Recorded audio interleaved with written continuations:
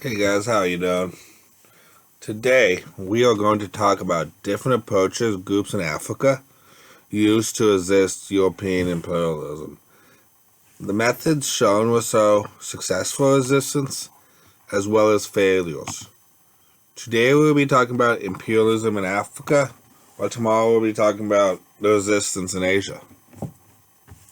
First, I'm going to talk about the only African country, Ethiopia, that managed to successfully resist colonization and maintain its independence, thanks to its reforming leader, Menelik II. One of the reasons that Menelik was successful at defending his kingdom was because during his rise to power, the Italians allied with him and supplied him with modern weapons, ammunition, and monetary funds that helped him acquire military strength in hopes that Menelik would eventually surrender his power to them, which he never did. Since there was a commonality, they agreed to a treaty between Ethiopia and Italy. And some of the terms of that treaty was Italy's promise to provide a much needed loan to Ethiopia, and also to recognize Italy's claim over the neighboring coastal colony of Ethiopia. One aspect of the treaty that would later lead to conflict was Article 17, which was, as Malik interpreted it, as Ethiopia could choose to utilize the Italian government in dealing with other foreign powers, while the Italian government interpreted it as such that Ethiopia must utilize the Italian government, thereby implying the declaration of an Italian colony over Ethiopia. This was one of the main causes that led to military conflict. The Italians eventually invaded Ethiopia from their neighboring colony of Ethiopia after declaring Ethiopia under their control. Meanwhile, King Menelik built up an army of 100,000 that was able to push back the Italians and decisively defeat them at the Battle of Adwa, which resulted in Ethiopian independence. The Ethiopian victory over the Italians gave him significant credibility with the European powers, bolstered his mandate at home, and provided the Ethiopian kingdom a period of peace, which was able to expand, reform, and modernize Ethiopia. The king hired Europeans to plan modern roads, to build bridges, to improve the country's infrastructure. He also built a railway that linked the capital he founded, Addis Ababa, to Djibouti, which was a coastal city. He also set up a Western school system and introduced electricity in addition to a telephone service. He also founded Ethiopia's first modern bank and postal system. So as you can see, King Menelik had military power of strength. He was able to reform and modernize the country. That's one way he was able to successfully resist imperialism, because he changed his ways. As I say, that's a successful way of resistance. These next couple are not. Okay, one of the failures is when Germany established its control over Tanzania in the late 1800s, it imposed a particular violent regime in order to control the population, including a policy of killing kings who resisted German occupation. The oppressive regime bred discontent among the Africans due to the locals growing and picking cotton for export, and the resentment reached a fever high when a drought hit the region. A so-called prophet emerged and claimed to know the secret to a secret liquid that could repel German bullets, called Maji, which translates to secret water. So, They armed arrow spears and themselves with Maji water, and the forced warriors began to move against the Germans because they believed this prophet and this water would protect them. They started force attacking small outposts and destroying cotton crops. Then the rebellion spread throughout the colony, and eventually involving 20 different ethnic groups, which all wished to dispel the Germans. As such, this was the first significant example of inter-ethnic cooperation in the battle against colonial control. Because at this time in Africa, there was no accepted African identity to unite the African people against the Europeans. Because most tribes would rather remain in conflict with their rivals and use European help instead of combining forces and going against the Europeans. As you probably could tell in witness, the Maji water did not work. Germans marked a brutal counteroffensive that left an estimated 75,000 Maji warriors dead. The Germans also used the drought, which accrued into a famine, as a weapon. They destroyed the crops of supporters of the Maji. Even though the Maji uprising was unsuccessful, it forced Kaiser Wilhelm's government in Berlin to institute reforms in their colonies, as they realized the potential cost of their brutality. Furthermore, the uprising would become an inspiration for later 20th century freedom fighters who called for similar inter-ethnic nationalistic unity as they struggled against European colonial control.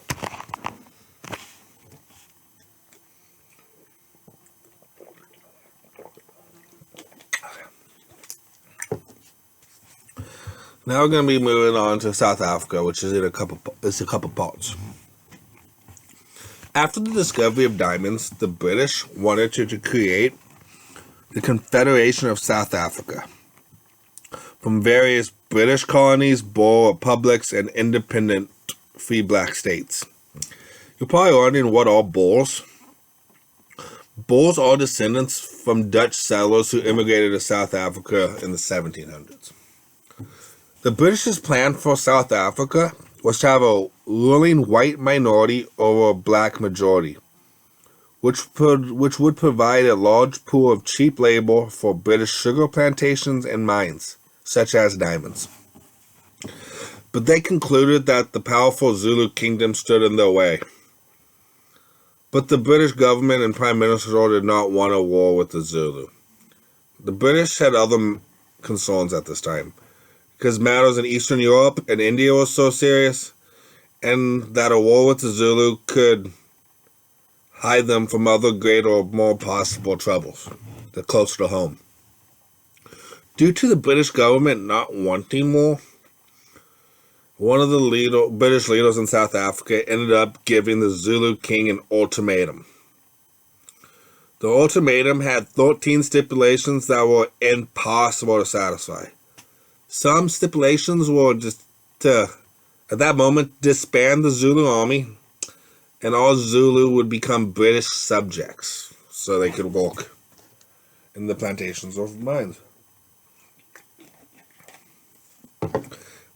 And the biggest difference, as you can tell, the Zulu king refused the ultimatum. So that led to war. And the Zulus had way more casualties compared to the British due to the modern technology. Due to the Industrial Revolution, as you've learned, the British had better weapons, transportation, technology, such as the Gatling gun, movable cannons, bullets, instead of spears and shields. You would expect the British to run through the Zulu, but that was always in the case. One specific battle was different. The Zulu, with an army of over 20,000, were able to defeat 2,000 British troops at the Battle of Issa in El Wana. This battle ended up resulting in over 1,000 British deaths. The British government ended up becoming embarrassed by that defeat, so they wanted to save face.